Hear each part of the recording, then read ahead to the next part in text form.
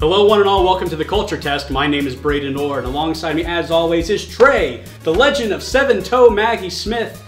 And joining us today is the director of The Legend of Seven-Toe Maggie, Joseph Lavender, and the editor of the film, Allie O'Neill. So guys, welcome, how are you doing? Great. Great.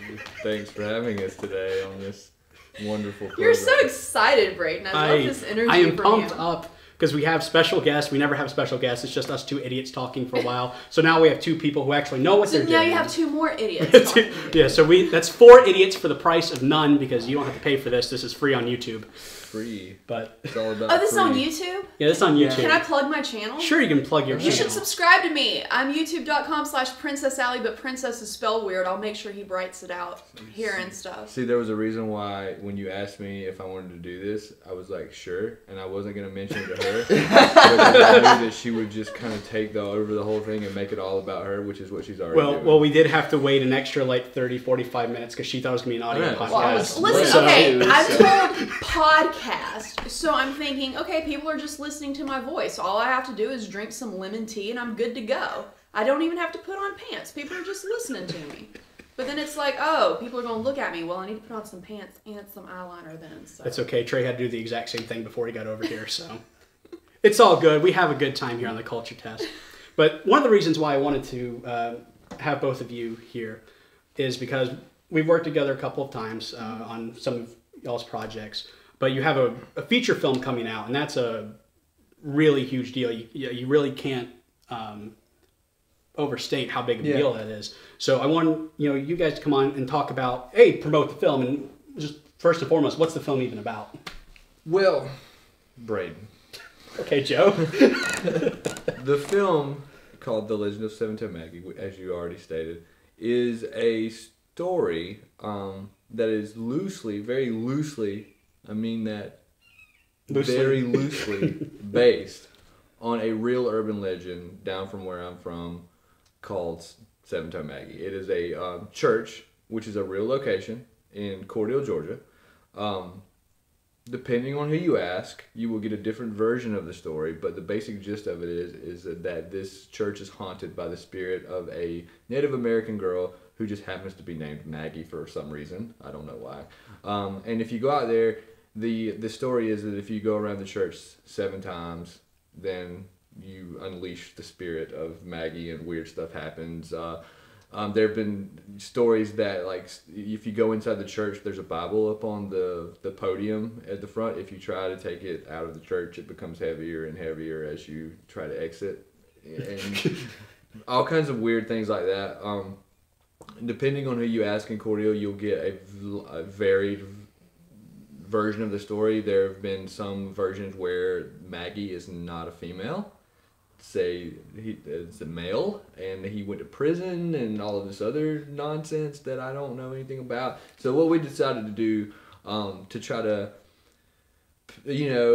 pay tribute to the story is that instead of trying to pick any one specific version of the story, is to take little things from all of them and can kind of combine them into one.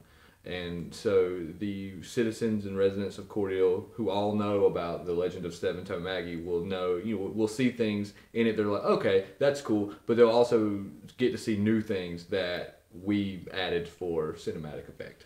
So this is almost like a Jersey Devil type urban legend, but obviously a lot more local and closer to home. Yeah, and that was kind of the key in kind of making it happen. Is like the first film that I did was a community effort, and so I learned from the beginning that involving the community is a big deal, and it can help you get things done. So after I did the first film that was also based on something local, I was like, well, I need to just continue going in that path. So I researched and did homework on trying to find out what the local legends in town were, and that was the most popular one.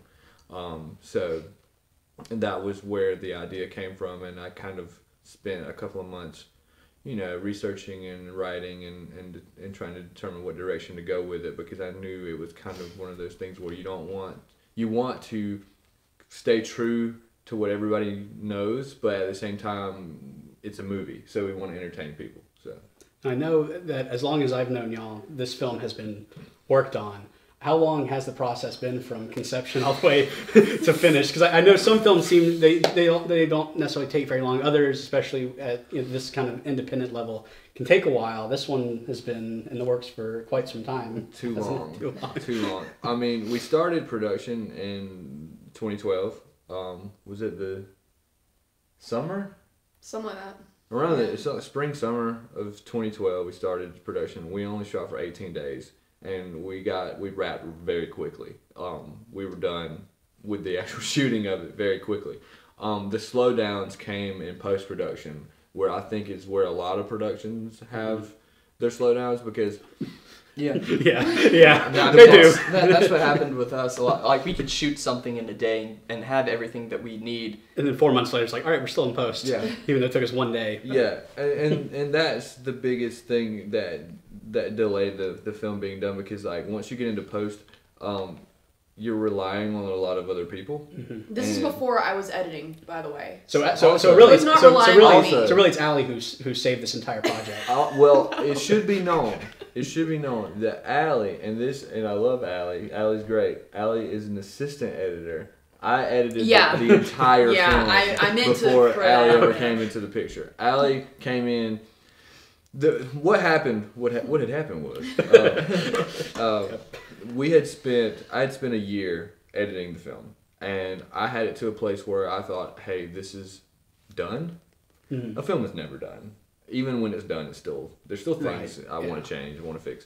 But but we had been waiting for some things that I will not talk about to be completed, and those things just kind of fell apart, and so that gave us an opportunity to go back and revisit the edit. And so she came on board, and we had this test group where we were having people watch the cuts of the film to try to determine what was entertaining, what needed to be changed, what needed to be fixed. There's certain things there's nothing we can do about, but we came in, we made some massive cuts, massive changes to the film. A lot of them that she did, including cutting herself out of the film. Her one part that she had in the film, she cut herself out. Which was a really hard decision, because I fought to keep it in there, even though realistically it was just kind of like, I'm just doing this because I like you as a person, not because it really needs to be there. I mean, it didn't work for the story. It was kind of pointless. And it's not just me. I felt bad because I also made that call. Well, I mean, I guess we made the call together, but I was the one who vocalized it. That not only do we need to cut this scene with me, we also need to cut this scene where there's also another incredibly talented actress, and she's the only one. That's the only part where she comes in. But it's like, it didn't work for the flow of the story. But it will be in the special features on the DVD. It's always a plus. The deleted scenes. So film will be on DVD and distributed. Oh yeah, it'll still be there, but it didn't work for the edit. So we had to cut it. The long story short, yes, it took a long time. A lot of stumbling blocks in the way, a lot of issues, and a lot of things we had to work out to get it to where it is now. And all said and done, I wanted to have it released 2 years ago, but things happen. But do you think it's a better film though for having? I think part of the issues that we had were a blessing in disguise, because we would not have gone back and did all of this extra work to realize that there's things that we can cut, things that we can change, things that we can do to make it better. It would have just stayed how it was.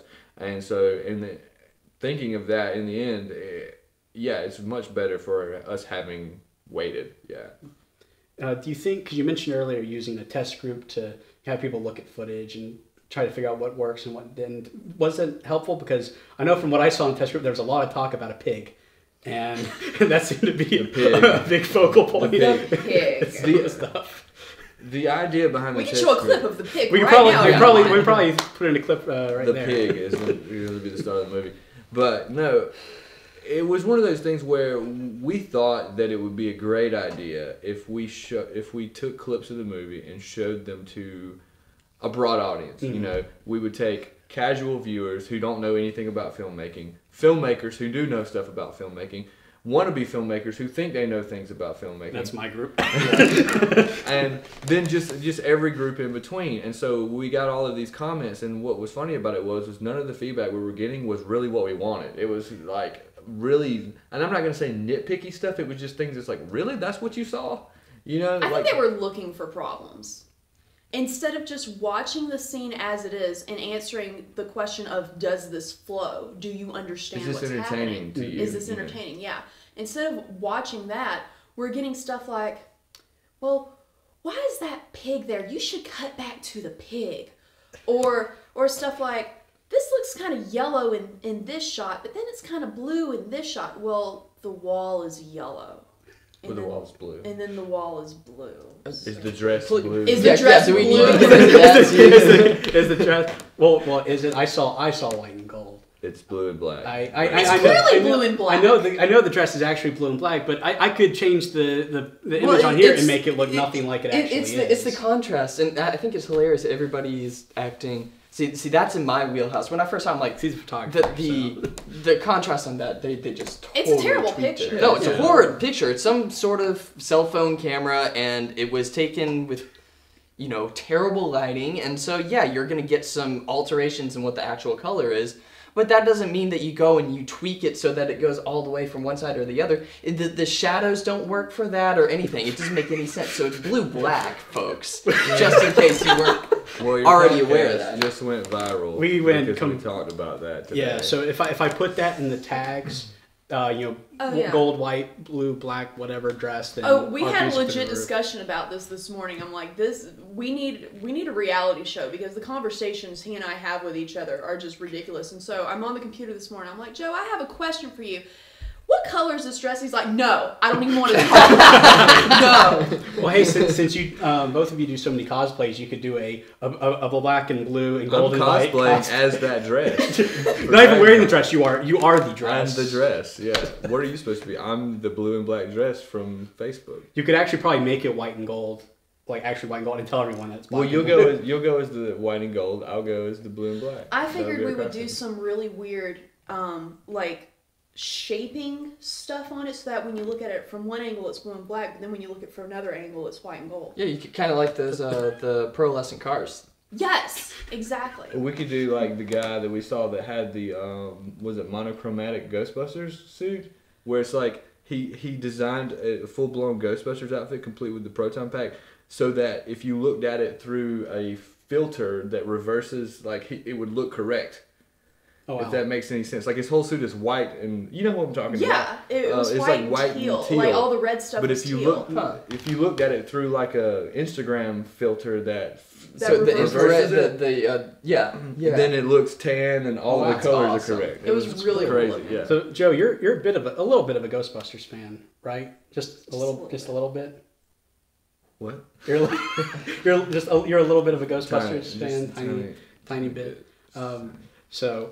Like, because you do a lot of cosplay stuff, like, some of your Ghostbuster related endeavors. Now we're way off topic. Well, I feel we talk about, because, well, actually do a lot not, of because cool I things. can mention this, too, that, yes, I am a big fan of Ghostbusters, and every director, filmmaker has things they do to make their projects their own and, like, kind of get creative. Every single one of my films has a Ghostbuster reference of some sort in it. And it's always fun when I tell people that, because I want them to look for them, and most of them are so obscure that you have to really be a fan to find them.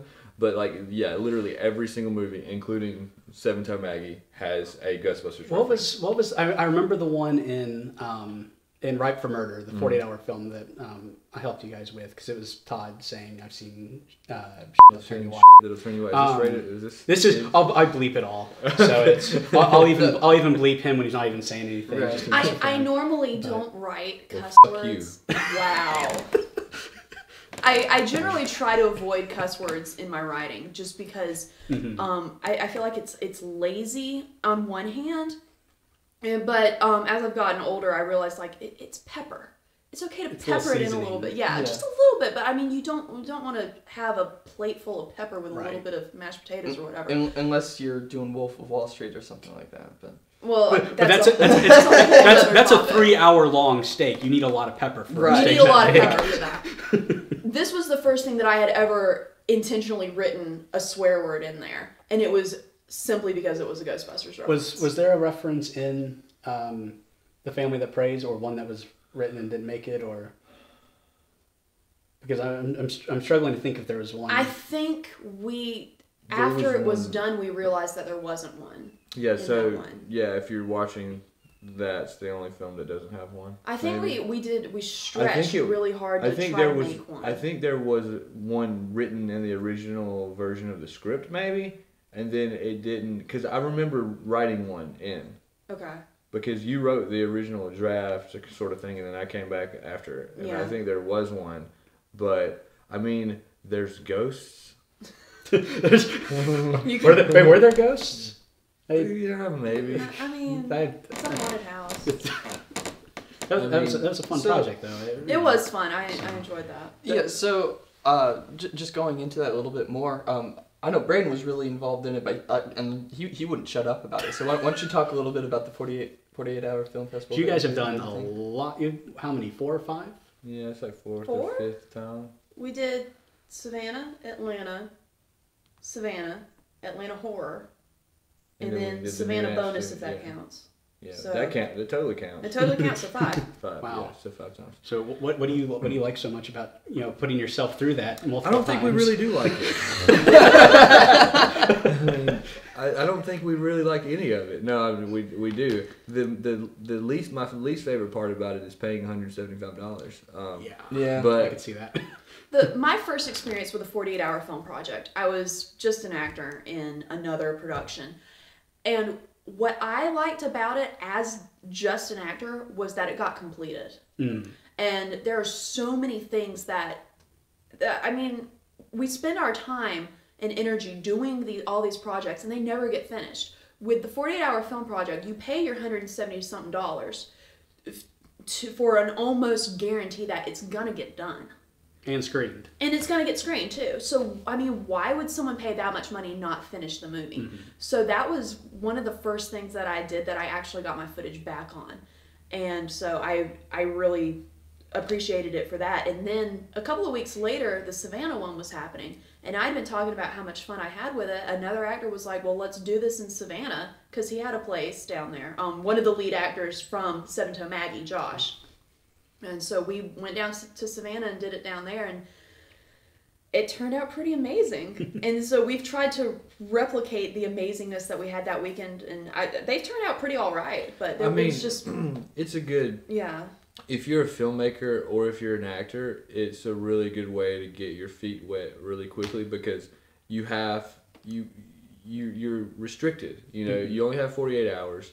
And you don't have, a lot of filmmakers, the reason why they don't ever finish anything, because they're like us and they're perfectionists, and it's like, oh, this isn't right, this isn't good, we got to keep working on it, With the 48 hour, you don't have that luxury. It's like, it has to be done.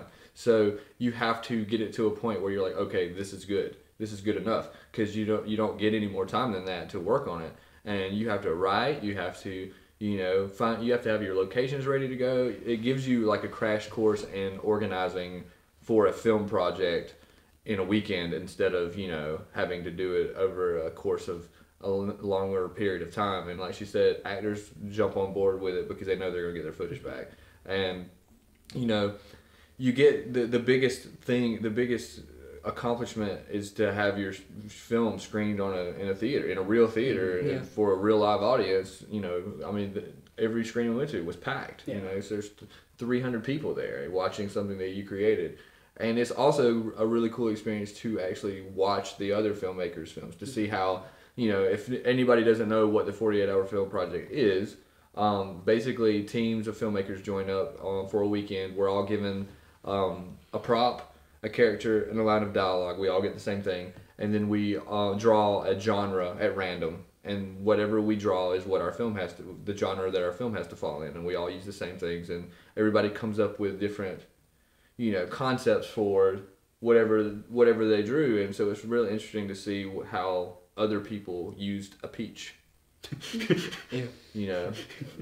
or whatever the prop is, and it's I would say that any filmmaker, budding filmmaker or actor should definitely do it at least once. It's one of those things. It's like background work. I'm not gonna say every time we do it, we're like, oh, we're never doing this again. But then we wind up doing it again, and like we won the Horror 48 this year, which was a shock to us. We're like, what? You know, we've always done well. We always do well, but it was really cool to get validation for knowing that, hey, because like there was some tough competition for the horror competition, and you know, Atlanta usually brings it, and like what was funny about it was, and now I'm getting long-winded. In Savannah, we did the project. We won the entire Savannah 48 in 2013. We got to go to the national competition and all that. And so that year, it was literally like a landslide. Like us and one of the teams swept every award in every category because they have different categories like best actor, best editing. We swept all of the creative awards for the Savannah, and we got best film, audience choice, everything. So we're like, we kind of had a big head, got a little cocky, and so we thought we can go back in Savannah and we're gonna wipe the floor with these people. No, it didn't happen that way. No, we still did well. We got nominated for a lot of awards. I was nominated for best director, which I was like, what? Yeah, we got nominated. I mean, that was cool. We got nominated for a lot of things. We didn't win anything, but we were nominated for enough awards that we got chosen to do the New Amsterdam It's Your Town. It's Your Town bonus competition, which we did win that in Savannah, which was kind of awesome because, it was awesome. I can't say why it was awesome.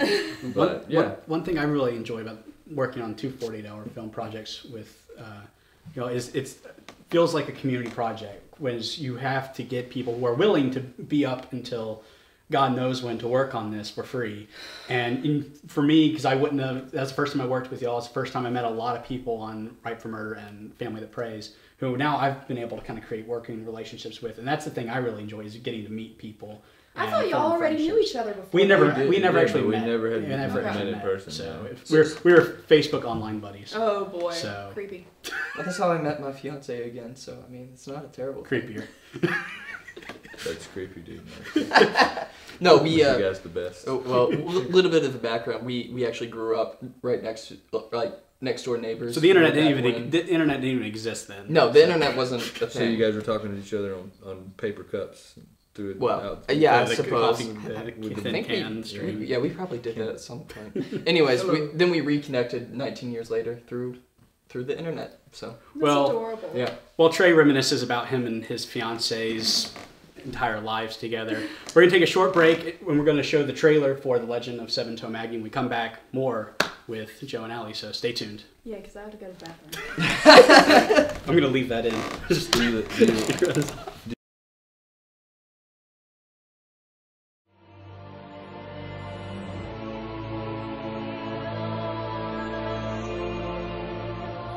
Your dad owns this, right? Yeah, but I don't think we should... The legend says you have to walk around it 7 times, and she'll appear. Who?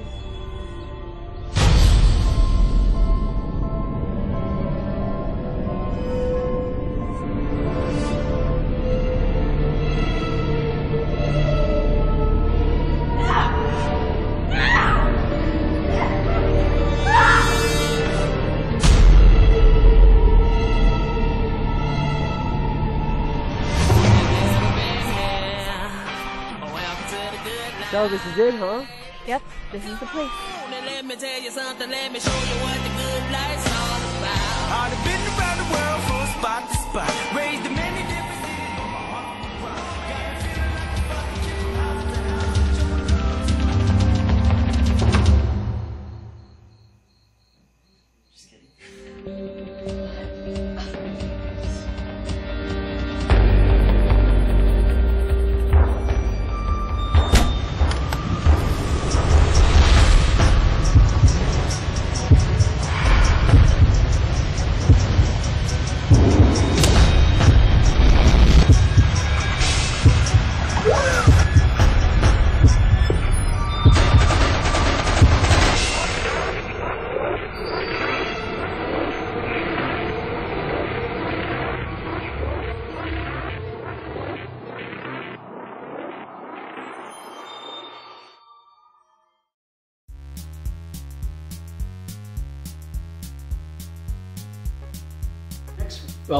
Well, let's go ahead and get started with the because I wasn't planning on. I thought we were already. We were just making conversation. Yeah. I mean, we can use it. I mean, So because I thought my bit about the public school system was pretty good. It was. So hey, you know what? I can edit this however I could do. I do fades in and outs. I could do little sad kittens. I've done sad kittens. There's 30 minutes you should do a side swipe because they use that in Star Wars.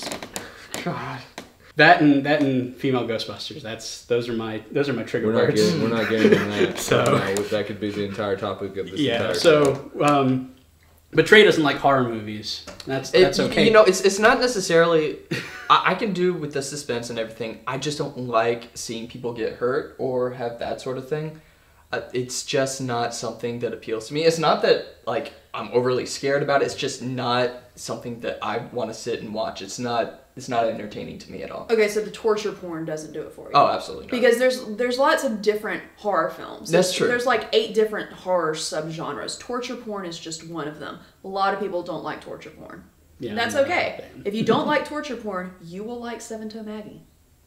Okay. Maybe not. If you do like torture porn, you will like Seven Toe Maggie. Seriously, Seven Toe Maggie is a horror film. Mm-hmm. But Seven Toe Maggie is more on the supernatural side of things than it is I don't know. It's like a lot of the horror films that come out lately are just gore. You know, it's just sex and gore. You know, and that's a whole nother subject I'm not getting on either. But yeah, I mean, it just goes back to what I was saying a few minutes ago. Like, not everybody likes every sort of kind of thing. And yeah, so absolutely. it's like that's really cool that you know have an interest and you stick with it and you like what you like. I like Ghostbusters. You know, I like dressing up in funny costumes like Power Rangers and all kinds of other stuff. I don't really care if other people don't like it. That's their prerogative, you know. So that's really cool. You can almost get into like a 50 Shades of Grey type territory there with funny costumes. I did. But we're not. But that's another conversation for a completely other day. But what is it about the horror genre though that because I know you've done stuff and are doing things that aren't horror as well, but that is kind of almost become a trademark. What is it about the genre that really inspires you? Well, I'm a preacher's kid, Braeden. That explains a lot, actually. And as a preacher's kid, you're brought up in such a way that you're shielded. You're shielded from these things. They don't want you to be privy to. And as a preacher's kid, if you're told not to do something, you're going to do it. You know. So Braeden. I was a huge fan of horror films as a kid because my parents did not want me to be a huge horror fan.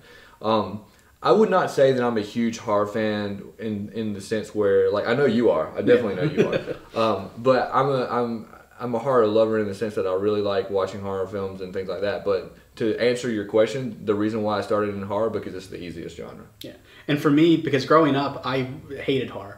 And unlike you, it was because I was terrified of it. The movies would scare me, give me nightmares and everything else. It wasn't until I was probably like in high school and I was interested in being a filmmaker that those were the films that were the most interesting because those are the ones that you've got to be the most creative to get them made. Well, there's a lot of dynamics there. It's like you have a lot of you get to have special effects and you get to have an interesting story and the lighting is moody and there's just a lot of things that go into it that other genres don't have, and so you get to kind of experiment with all these things. And like I said, it's the easiest genre because you can make a horror movie about anything. So locations are easier to find.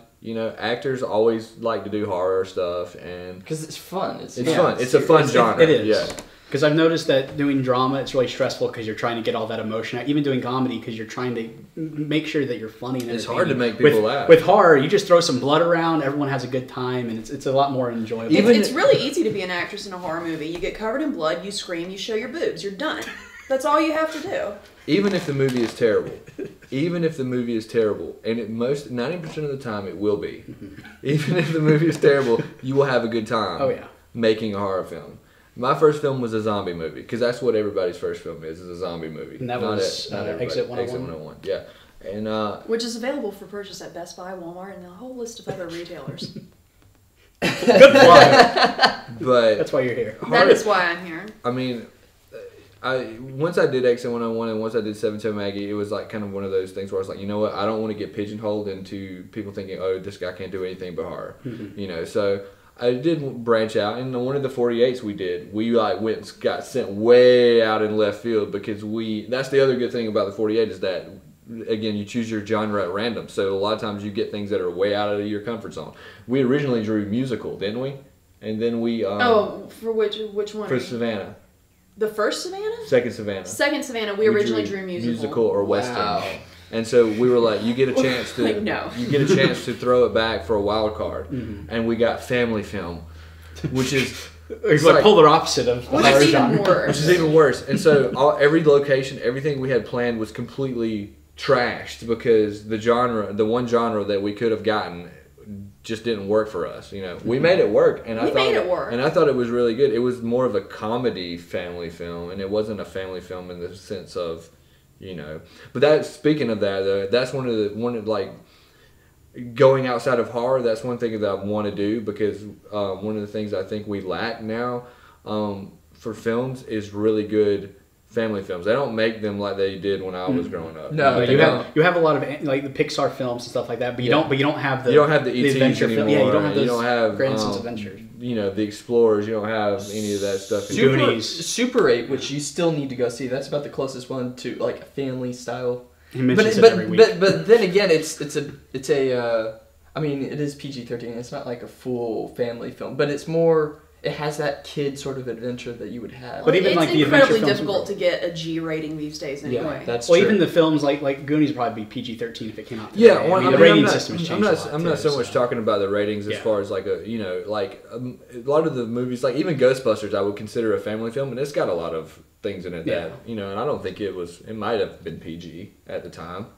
It would probably be PG-13 now. I mean, there's references to things that adult type things in it, but it's not so much that. It's just the kind of style and just the way the films were made then. It's like the fun, larger than life. Yeah, I don't get that sense from stuff now. You know, it's like the remake of Teenage Mutant Ninja Turtles. Nothing at all like what I remember. You know, when I watched the Jim Henson version in 1990. It was a parody of all the superhero movies, right? That's what Michael Bay was doing, was making a parody, right? I think so, maybe, but I don't think he's smart enough to make a parody. I think he was parodying himself. That's why he didn't even direct it. I see. I think it was mentioned on one episode we could have an entire podcast related to stuff Michael Bay does, and that's the only thing. The Michael Bay show. Because we had mentioned on one that, or in our just little talks in between, that he technically put Transformers and Friday the 13th in the same universe because the two movies have the same character with the same actor, same name, everything.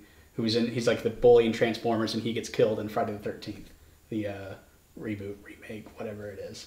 So it might be worth checking out now. I have seen the Friday the 13th reboot, and I don't usually comment on anything like that, but it is horrible. I haven't seen it yet, but it's horrible, guys. I have seen it. You have? I'm sorry, I thought you said you had. No, I have seen it. Trey's only seen Jason X. I mean, the Friday 13th. Oh, well, then you're good. That's a comedy. Yeah, pretty much. So I told him, I was like, that's one of the worst ones. But on the other hand, because it's all basically for laughs, it's really entertaining. Because the movies aren't good films, but it's like you said, even a bad horror movie. Because we don't remember bad dramas or even bad comedies. Something like The Room is an exception to that. But bad horror movies, you can still watch and get a lot of enjoyment out of them, no matter how. For example, and this is kind of going. I don't think that y'all probably seen it, but Attack of the Killer Tomatoes. Yeah, I've seen Attack of the Killer Tomatoes. All right, but yeah, I mean that's Attack of the Purple Pants that we're dealing with right now. But. Well, I mean that's way out there and. Like Attack of the Killer Clowns, you know? That's one of my favorites. It is Killer Clowns from Outer Space. Yeah, Killer Clowns from Outer Space. What an Attack of the Killer or anything that anything with Killer or that Trauma does is love Trauma. That's why I was so happy Lloyd Kaufman tweeted out the link to The Family That Prays. So it was like, because I love Lloyd Kaufman and Trauma. Have you met him? So no, I haven't gotten to meet him though. Yeah, we had an in-depth conversation with him at DragonCon. He's going to do a cameo. He kissed me on the cheek. In one of our films. I wish Lloyd Kaufman would kiss me on the cheek. No, he's a really cool guy. He's really cool. We love you, Lloyd Kaufman. Send us production money and we'll make movies for you. No, see, the thing is, if you ask Lloyd Kaufman for money, he's just going to tell you to make your own damn movie. I currently have that book checked out from the library. Make your own damn movie by Lloyd Oh, Kaufman. it's available at the library? Oh, man. The SCAD library We need to has go it. down I to the checked it library out. today, Joseph. That's what we Well, can do you said since I the put on SCAD this makeup. The SCAD library has it, SCAD and I have it checked Oh, out. SCAD And I have it library. checked out. It would make sense for the SCAD library to have it. Would the Gwinnett Public Library not carry it?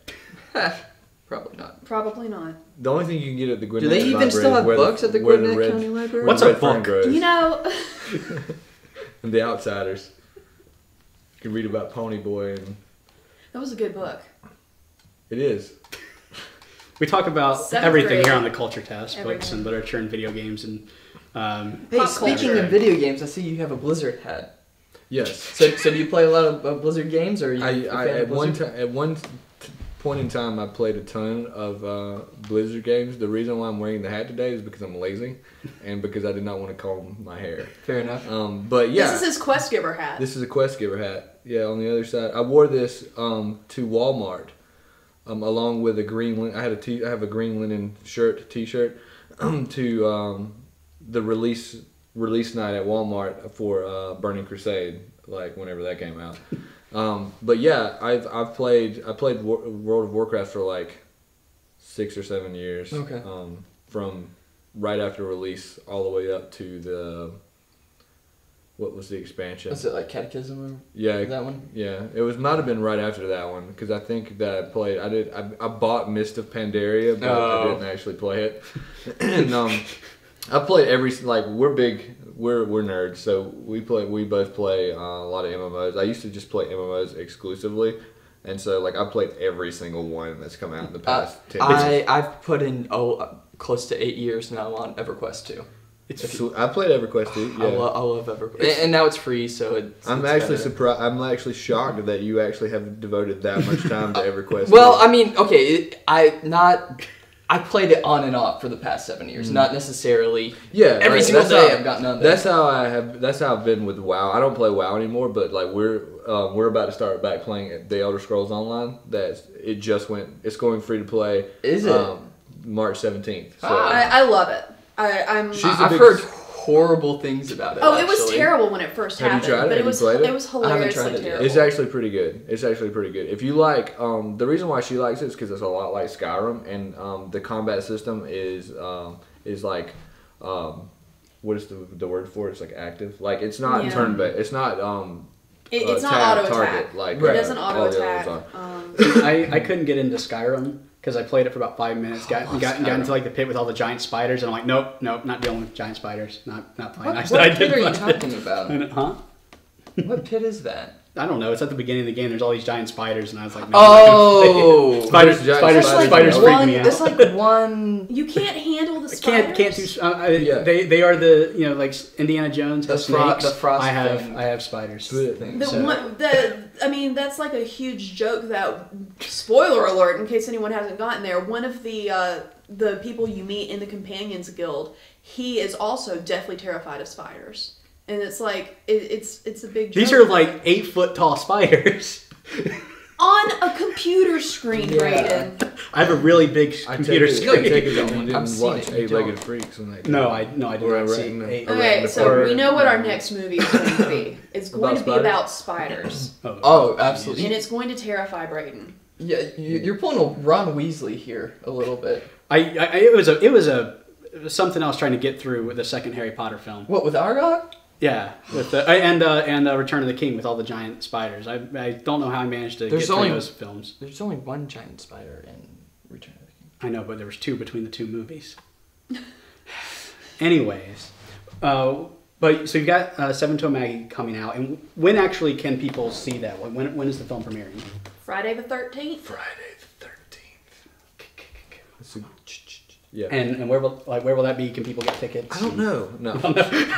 Well, all right then. That one's in Cordele. Cordele, Georgia. Where it was filmed, filmed, where the legend is based on. I was trying to figure out why you would have the world premiere in Cordele, but now knowing where the movie comes from, Yeah. it's actually really cool. The entire reason for that is because that is where the legend. That's where we've actually. I mean, I've been there. I know exactly where the actual location is. And so it's in Cordele. So why would we do it anywhere else? We are also doing it in Atlanta on March 26th at the Landmark Midtown Art Cinema, the same place where all the 48-hour film projects screened. It's a really nice theater. And we're also showing another short that we have yet to release at that night only. We're not showing it in Cordial, called Board of Truth. It's another horror suspense sort of thing. It's a short that some people from Middle Georgia and Atlanta worked on.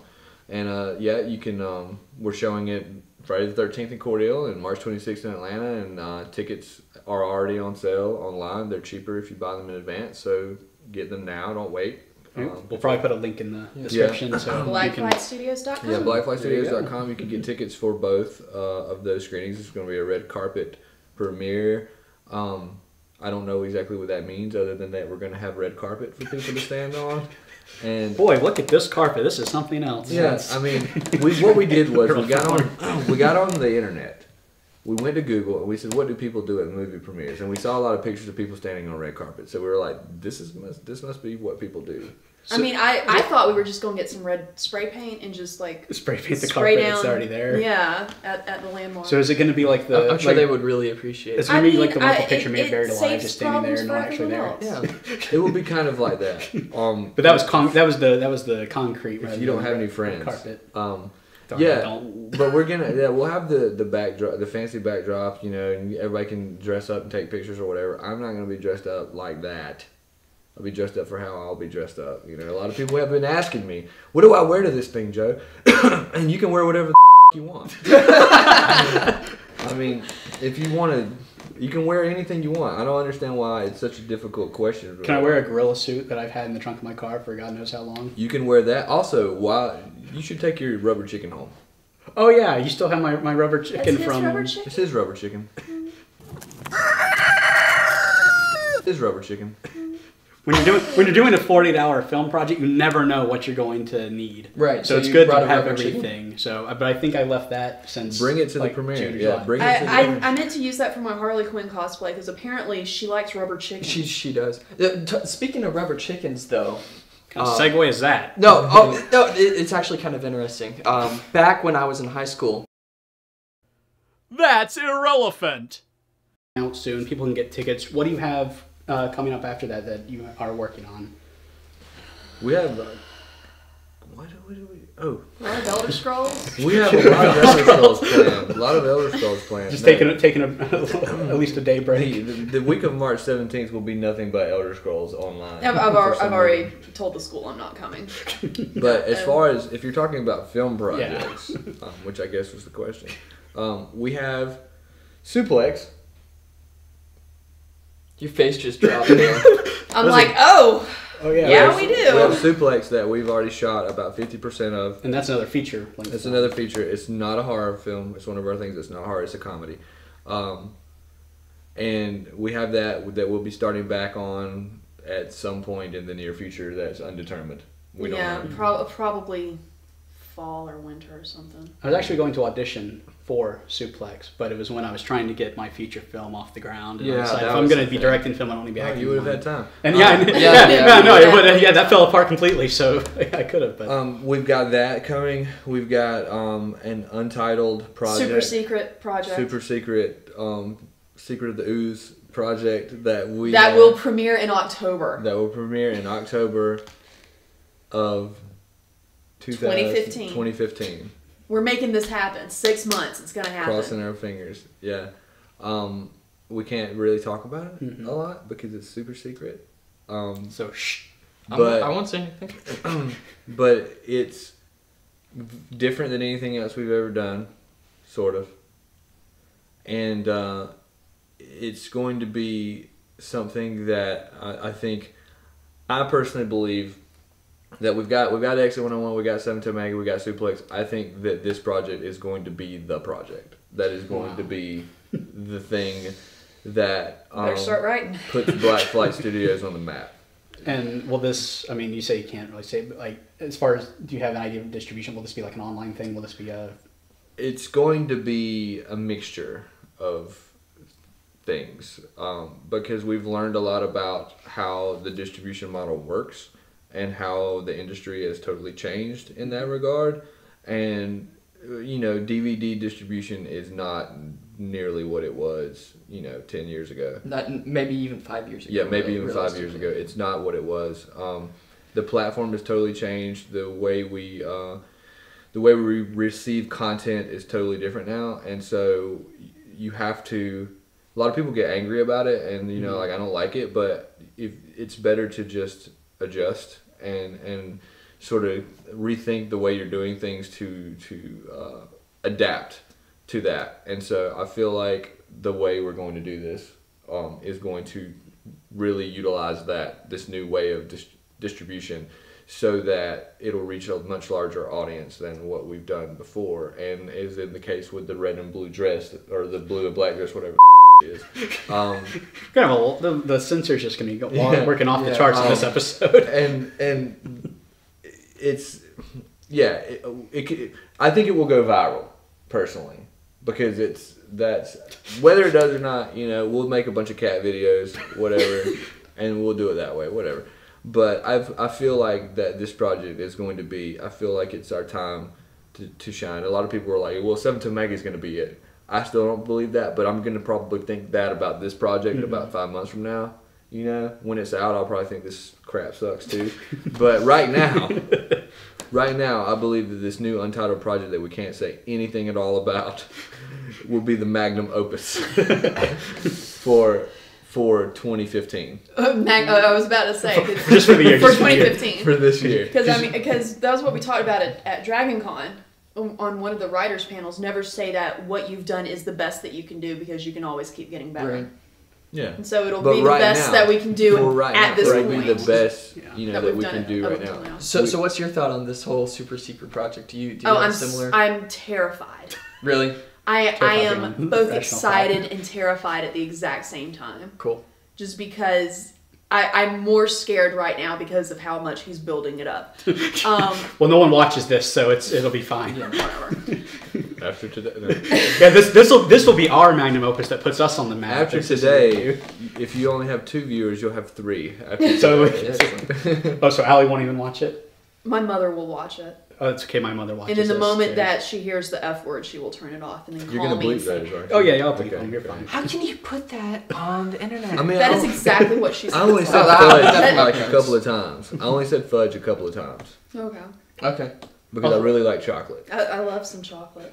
Yeah, we censor the word fudge because we are very sensitive to the plight of the heavier people out there, and we don't want to trigger any. That must have been why they bleeped I'm Lauren hungry, on American Idol when she didn't cuss. Yeah. Anyway. I'm like you. I always hope that getting any sort of level of success. The feature film that I acted in, my hope isn't that it becomes a big, huge success. My hope is it lets me go to a horror convention for free, not to pay for a ticket. So as long as there's any sort of get anything out of it, if you get a freebie out of it, if I get a freebie out of it, that's all I. That's That's all I ask for. So, but it sounds like you have a lot on your plate right now. A lot of really cool stuff that you've done, are doing right now, and will be doing this year and the foreseeable future. So, any final thoughts before we close this out? My final thoughts would be. Don't do drugs. Stay in school. Stay in school. Don't do drugs. Go to church if you can. And Nice, like my mother. if you're thinking about getting into this industry, or filmmaking, acting, whatever, if there's anything else that you like better, or that you like at all, do that instead. Because this is really freaking hard. And while competition is a good thing, if you're not going to do it well, then you probably shouldn't be doing it. And there are a lot of people here doing it really well, and there are a lot of people doing it really badly. A lot. As far as the people who are doing it very badly go, if they're having fun doing it, I am perfectly fine with letting them do it. But if you're having fun, keep doing it.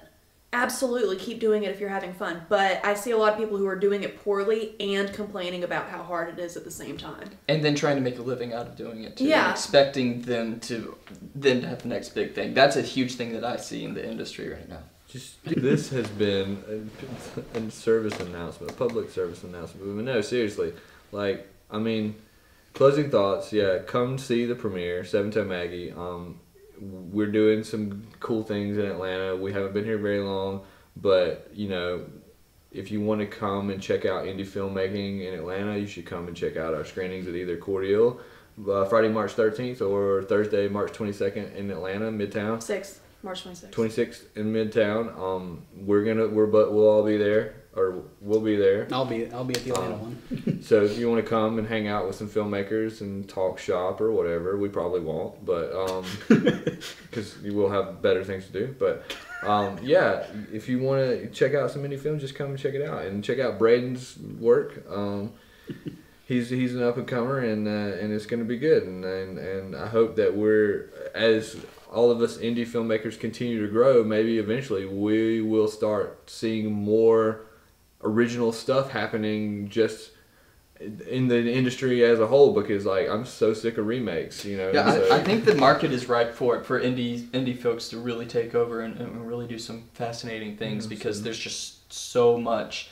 It's just cash cows that are out there right now. Yeah, Moo. Yeah, and there's definitely room for some positions to change hands. Absolutely. So hopefully in the next couple of years we will see that happen, and some of us maybe will be directing cash cows. We're looking at you, Sonny. Send us all of your paychecks. So, but thank you guys. Really enjoyed having you on the Culture Test, and thanks you for having us. And thank you for allowing us into your home to record this. Yeah, totally. So, I thought this was your house. It is. Oh, okay. Cool. All right, you guys got to start paying me rent then. But anyways, until next time, guys, I'm Braeden Orr. Trey Smith. Our special guests, Joseph Lavender. And I'm Allie O'Neill. Thanks, guys, and take care.